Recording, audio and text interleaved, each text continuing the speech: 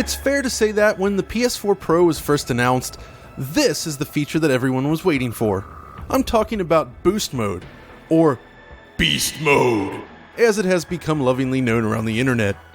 This is a brand new option buried under the system settings that has been quietly introduced in the latest beta version of the system firmware, version 4.50. The idea is simple. Boost Mode allows games released prior to the introduction of PS4 Pro to take advantage of the faster hardware without requiring an additional patch specifically enabling Pro support. This means games will look the same as before, but can potentially yield faster performance with this option enabled. So, just what does Boost Mode actually do then? To answer that question, let's ask our little buddy here. This is Knack. Knack runs with an unlocked frame rate on a standard PS4, a frame rate which isn't especially high or steady. And this is about what you can expect during normal gameplay, the baseline if you will. And this is Knack running with the PS4 Pro patch installed, a patch which enables support for higher frame rates, or higher resolution. In the high performance mode, the visuals are identical to the original PS4 release, but the average frame rate is substantially higher than before. Which begs the question, what happens if you run regular Knack without this patch while enabling Boost Mode? You get this instead, an average frame rate higher than the standard mode but still far south of the Pro patch. And at first glance it seems pretty cut and dried. The Pro version of Knack must be further optimized, right? Well, there might actually be more to this. When we put all three together, we see something interesting. Roughly a 14% increase in frame rate between base mode and boost mode. This is equivalent to the same 14% increase in GPU clock speed between the standard PS4 and the PS4 Pro. Our theory here is that boost mode simply bumps the clock speed of the GPU up to 911 MHz from 800 MHz. For games where the GPU is the limiting factor then, this is the kind of improvement we experienced during testing. Another example of this can be found here in Killzone Shadowfall, another PS4 launch game. Once again, we see a very similar difference between the base and boost mode here, which brings us to another theory. We might be seeing just one half of the GPU in action here, the second half, used specifically for Pro-enabled games. This may actually be disabled in order to improve compatibility. This would suggest that we're just seeing a clock speed increase on half of the GPU. Now I must stress of course that this is just a theory, but it is something to think about. Now, from what we understand, Killzone and Knack are both GPU limited games, and the increase in performance falls directly in line with the clock speed boost on the GPU side. Neither of these games really come close to hitting or maintaining 60 frames per second during the single player portion, though Killzone does appear to play more smoothly in the multiplayer. It's difficult to get a like-for-like test here, but basically, Boost Mode does provide players with a generally more stable 60 frames per second in this mode, making it more pleasant to play. Okay, so we've seen what Boost Mode can do for GPU-limited titles, but what about those that rely more heavily on the CPU? A great example of this is Assassin's Creed Unity, a game which never ran especially well on a stock PS4 system. This is a game which is heavy on CPU usage, and by boosting the CPU clocks from 1.6 up to 2.13 GHz, we see transformative results. This increase in CPU speed is directly reflected in the game here. Walking through these crowds on a regular PS4 sees performance hang well below the 30 frames per second target, at almost all times. On the PS4 Pro with Boost Mode engaged, however, the frame rate is now almost completely stable. It's not 100% perfect, of course, but it's very close to hitting that locked 30 FPS mark. Assassin's Creed Unity now plays exactly how we would have liked in the first place. And despite its age, Unity is still an absolutely beautiful game, even at 900p. The lighting is superb here and the atmosphere is spot on.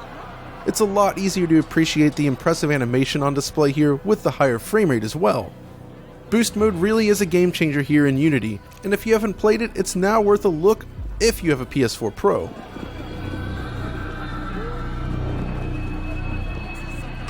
Oh, and how about this? Here's Unity running with Boost Mode enabled, but this time, we're looking at the original version of the game included on the disc with no patch installed. This is the original ultra buggy and broken version of Unity complete with its uncapped frame rate. This version never ran especially well on a standard PS4 mode, but with boost mode enabled, well, things actually wind up looking better than before. A lot better, actually. It's less fluid than the final patch version of the game due to the inherent judder here, but it's rather interesting to see how it runs in this non-patched state. Okay, so we've established that this is a pretty big deal then, but what about games that push the GPU and CPU in equal measures? Enter Project Cars. Yes, this infamous game has served us well as a benchmark thus far, with highly variable levels of performance based on the options selected. In this case, we've cranked everything up, including weather, to the absolute max, a scenario which absolutely murders the frame rate on a regular PS4. And, well, while we're still not at 60 frames per second here, the difference is pretty clear. Boost mode absolutely changes the game here, with dramatically smoother overall performance all around. This is the largest boost we've seen yet. While the increased CPU and GPU clock speeds are the main drivers here, the results in this case also lead us to believe that increased memory bandwidth might be playing a role as well. Basically, all of these elements are coming together to result in a game that runs so much better than before, and during the less demanding races, you can expect a pretty stable 60 frames per second. Alright, but how about a different kind of driving? I decided to jump back into Battlefield 4 and found a server with a full 64-player load, or at least close to it. I grabbed a buggy and took off down the ruined highway in search of frame rate drops, and for this test, I opted to do a couple of laps in this buggy through the busiest areas of the map. Both captures were played on the very same server within the same match. And while drops could at times be more severe than this on a regular PS4, this does give you a good idea of what you'll see during normal gameplay. And as with other tests, there's a pretty noticeable difference here. The base mode is dropping frames left and right, while the boost mode powers through without a hiccup. There isn't a single dropped frame on the boost side during this entire test. The difference in fluidity is clear as day, and Battlefield 4 becomes a much more playable experience as a result. It's really great to see launch titles such as this benefit so much from increased performance. While the player counts are not huge at this point given the age of the game, there were actually still plenty of people playing online, and you know what, revisiting on the Pro isn't a bad idea. Oh, and this is the most impressive example here actually. We see an advantage of almost 10 frames per second at points when using the boost mode, a tremendous achievement. And if you watch this entire sequence as I do a lap around the building here, you actually see that the base mode is suffering from drops throughout, while the Pro never drops a frame. Just beautiful. It would seem that Frostbite benefits greatly from increased CPU and GPU performance, as you might expect. But this isn't the only Frostbite game I tested. Mirror's Edge Catalyst is another one. This is a beautiful game, aside from its 900p resolution of course, and it was great to see DICE target 60 frames per second here. The results are not too far off most of the time, but there are a lot of small blips and drops present in the final PS4 version that keeps it from feeling completely smooth. When we enable boost mode, the situation is vastly improved. So it's not 100% perfect, of course, with small drops here and there, but the general experience basically feels like a locked 60 frames per second. The base mode, however, continues to exhibit pockets of slowdown throughout the experience, leading to the sensation that performance isn't quite where it should be. While I've given up hope of ever seeing a true pro patch for Catalyst, it is nice to see the game being enhanced by the PS4 boost mode. Between this and Battlefield 4, it's pretty clear that Frostbite games smoothly scale up on the hardware, which is great to see. Another interesting improvement is texture streaming. When using boost mode, textures appear to load quicker in a number of games. If I pause the action here, look closely at the building to the left. The textures remain blurry on the base side, but are fully loaded with boost enabled. A nice improvement indeed. We see the same thing over here on Battlefield 4. Look at the ground textures in this scene. Again, both of these captures were made right after loading into the game. Sony's statement on boost mode seems to suggest that loading can be improved, and this certainly seems to support that. Okay, so how about another interesting example then? Let's look at Tomb Raider: The Definitive Edition. This is one of the earliest PS4 game releases and also a pretty darn good port. The conversion was handled by Nixes, and the objective was to deliver enhanced visuals at a higher frame rate. Of course, what we're really looking at here is an uncapped frame rate that often dips into the 40s during gameplay. For such an early port, especially one with so many visual enhancements, it was only mildly disappointing at the time, but thanks to boost mode, we actually do end up seeing some pretty significant improvements here. Forest areas like this presented some performance issues for the original PS4 even without any action on screen at all. With boost mode, we generally see a 5 to 10 frames per second improvement when using that feature. A significant leap, I'd say. It would appear that, in scenes where the GPU is bottlenecking the system, the improvements are dropped to around the 14% mark again, but in other scenes the game definitely benefits more.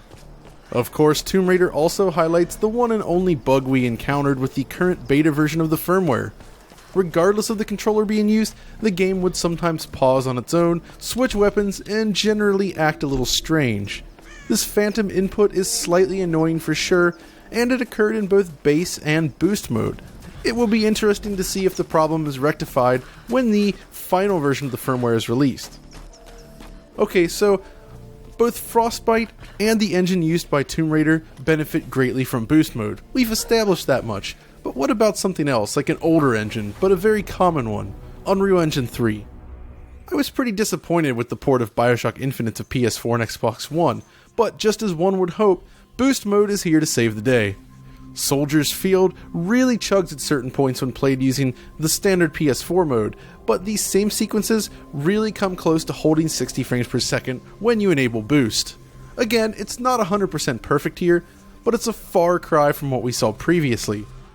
Now, the game does still suffer from little hitches and skips at points, as I mentioned in the original coverage, but the frame rate at least remains much more consistent throughout, making for a pretty decent way to play BioShock Infinite now.